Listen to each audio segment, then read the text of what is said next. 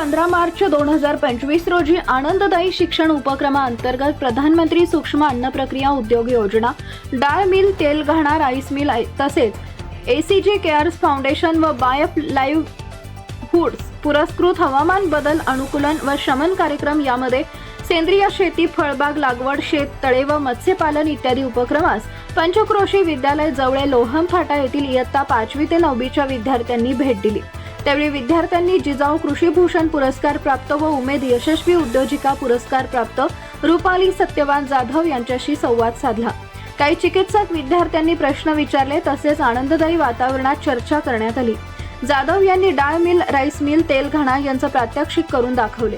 क्षेत्र भेटीसाठी गेलेल्या सर्व विद्यार्थ्यांची श्री व सौ जाधव यांनी अल्पोपहाराची सोय केली होती।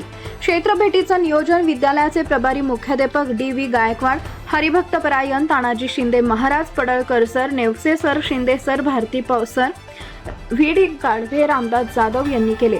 दप्तराविना शाळा व प्रत्यक्ष अध्ययन अनुभूती यामुळे क्षेत्रभेट आनंददायी झाली।